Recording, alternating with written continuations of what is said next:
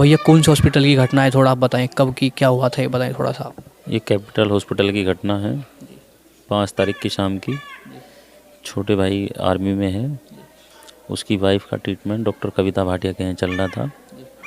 तो वो 5 तारीख में दिन में लगभग 11-12 बजे के आसपास अपनी वाइफ को डॉक्टर कविता भाटिया के हॉस्पिटल, कविता भाटिया के क्लिनिक पे लेके गया था, जो कि कैपिटल हॉस्पिटल से अलग है। तो वहाँ पे डॉक्टर ने बताया कि मैं जो है ऑपरेशन करूँगी इसका, और ऑपरेशन मैं कैपिटल हॉस्पिटल में करती हूँ।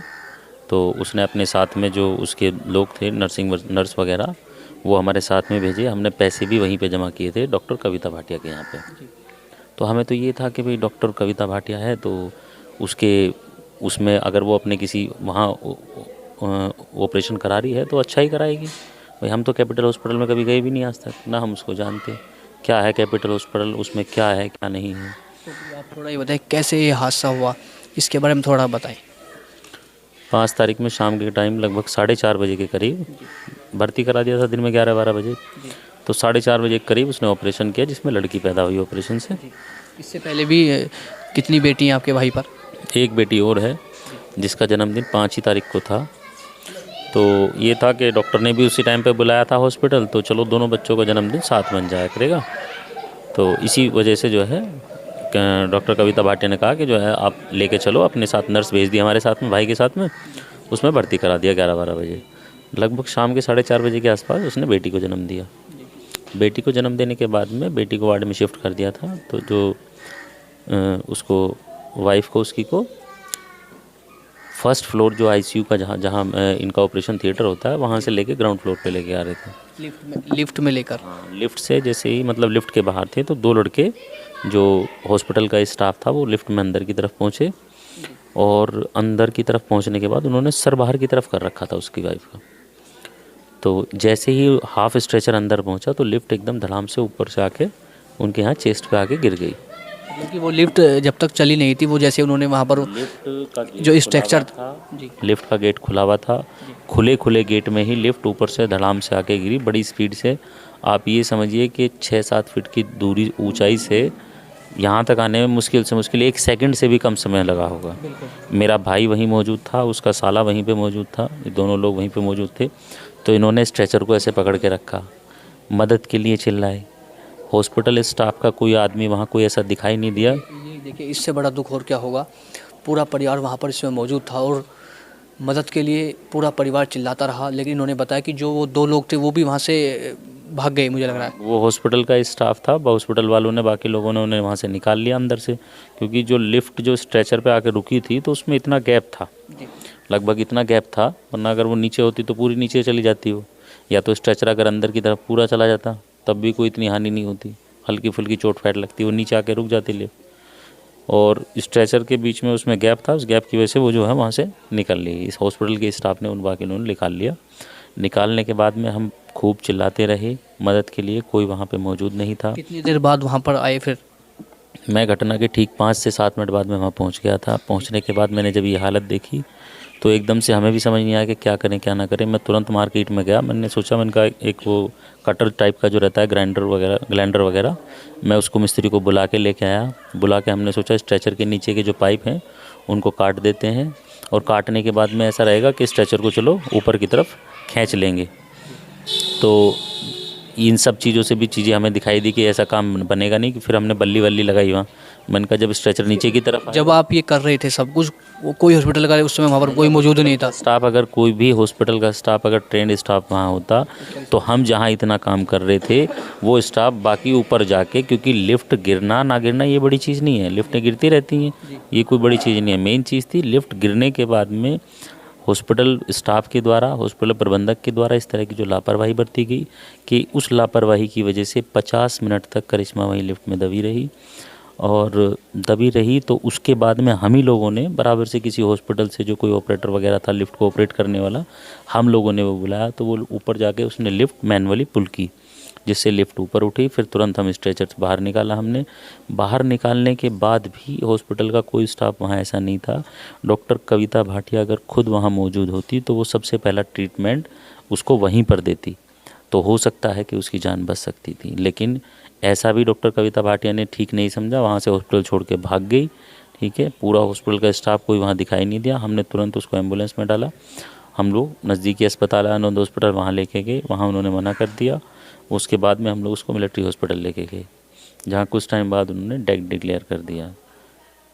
तो इसे सबसे बड़ी लापरवाही आपकी किसकी लग रही है इस पूरे मामले में आपको? या इस पूरी प्रकरण में, इस पूरी जो घटना है ये, इसमें सभी की बराबर की लापरवाही है। चाहे डॉक्टर कविता भाटिया हो, डॉक्टर कविता भाटिया ये कहें कि मेरी कोई जिम्मेदारी नहीं थी, मेरा काम सिर्फ इतना ही था कि मैं ऑपरेशन करने के बाद में मेरी जिम्मेदारी ख़त्म हो जाती है, तो ऐसा नहीं है। डॉक्टर साहब, हम आपके साथ आपके पास गए थे। ठीक है, आपने ही एडमिट कराया था उसको कैपिटल हॉस्पिटल में, हमने नहीं कहा था। आपको पहले से पता थी कि कैपिटल हॉस्पिटल में कुछ खामियां हैं। जैसे कि जब इसको ऑपरेशन के लिए लेके जाया गया था तो लिफ्ट में तुरंत उसी टाइम पे काम चल रहा था। ये सब चीज़ें जो वहाँ मौजूद कैमरे जो लगे हुए हैं उनमें ये सब चीज़ें फुटेज में मिलेंगी। उसको सीढ़ियों से ऊपर लेके गया था। जब आपको ये पता था कि एक्चुअल में जब चीज़ें यहाँ ऑपरेशन के लायक है ही नहीं, हॉस्पिटल के अंदर रैंप तक नहीं है। किसी भी हॉस्पिटल के अंदर मैंडेटरी चीज़ें होती हैं लिफ्ट और रैंप का होना, कि लिफ्ट इन केस अगर कोई दिक्कत आती है, टेक्निकल कोई एरर आता है तो आप लोग रैंप का यूज़ कर सकते हो। उस हॉस्पिटल के अंदर रैंप नहीं था, तो डॉक्टर साहब जिम्मेदार क्यों नहीं है? डॉक्टर साहब पूरी तरह से जिम्मेदार हैं। आपको जानबूझते हुए, आपको पता था कि हॉस्पिटल में रैंप नहीं है, लिफ्ट का काम प्रोसेस में चल रहा है, उसकी रिपेयरिंग चल रही है, उसके बावजूद आपने उस हॉस्पिटल में ऑपरेट किया। आपको नहीं करना चाहिए था। आप हमसे कह देते कि आप किसी और दूसरे हॉस्पिटल में ले जाओ, मेरा और कोई तो शायद देखिए इनका ये भी कहना है कि अगर जब वहाँ पर इस तरीके की कोई सुविधा नहीं थी तो वो इनसे बोलते तो ये कहीं और अपना इलाज कराते। लेकिन इस पूरे मामले में कैपिटल हॉस्पिटल की जो लापरवाही है उसके कारण से ही करिश्मा की जान चली गई। पूरे परिवार में कुछ देर पहले खुशियाँ लौटी थी, लेकिन कुछ देर बाद ही पूरे परिवार में गम का पहाड़ टूट पड़ा, पूरे परिवार में कोहराम मच गया। जी, आज 10 तारीख है, 5 तारीख की ये घटना है। हमने सेम नाइट में ही FIR रजिस्टर्ड करा दी थी।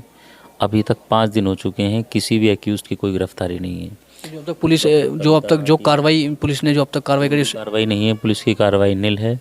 सभी चीज़ें बिल्कुल एकदम सिस्टम से, पता नहीं कहाँ हमारा तो विश्वास उठता जा रहा है कि इतना बड़ा हादसा होने के बावजूद भी लोगों के अंदर जो प्रशासनिक अधिकारी हैं, जो शासन लेवल तक के भी अधिकारी हैं, किसी के अंदर कोई सिस्टम में वो नहीं है। हम लोग DM साहब से मिले हैं, DM साहब ने भी आश्वासन दिया ही है कि हमने कमेटी बनाई है, कमेटी जांच कर रही है। लेकिन वो कमेटी भी सिर्फ उतना ही जांच कर रही है कि लिफ्ट के बारे में। CMO साहब, सिटी मजिस्ट्रेट साहब अनिल कुमार जी उस कमेटी के चेयरमैन हैं। बाकी 3 सदस्य और हैं उस कमेटी में, डिप्टी CMO हैं, CO साहब हैं और एक हैं ADO साहब। ठीक है, जो लिफ्ट वगैरह का ये जो सब चीज़ देखते हैं। तो ये कमेटी सिर्फ और सिर्फ आधारित थी। हम लोग कल जब इन्होंने सिटी मजिस्ट्रेट साहब जांच के लिए आए थे हॉस्पिटल में, तो इन्होंने सिर्फ और सिर्फ 25-26 बिंदु बनाए थे, सिर्फ और सिर्फ लिफ्ट को आधार बनाने के लिए। इससे अलग जांच में आप लोग क्या कर रहे हो, क्या नहीं कर रहे हो, उसका कहीं कोई मतलब नहीं है। हॉस्पिटल की लापरवाही कितनी है, कितनी नहीं है, ये सब आप सीधे चलती रहेंगी। एक भी अपराधी की इसमें गिरफ्तारी नहीं है अभी तक भी। ठीक है, खुद डॉक्टर कविता भाटिया, इतना उसका होने के बावजूद कि तेरे यहाँ उसके कैपिटल हॉस्पिटल से उसके क्लिनिक की दूरी मात्र और मात्र 100 या 150 मीटर होगी, उसके बावजूद, और चौकी से भी दूरी इतनी है उसके क्लिनिक की, डॉक्टर कविता भाटिया की, उसके बावजूद उसने अपना क्लिनिक खोल रखा है, डेली अपना क्लिनिक खोलती है। ठीक है, तो इसका मतलब आप लोगों के अंदर बेशर्माई है, उसका कहीं कोई सिस्टम नहीं है। देखिए अब तक की इस जो कार्रवाई की गई है उससे भी परिवार संतुष्ट नहीं है।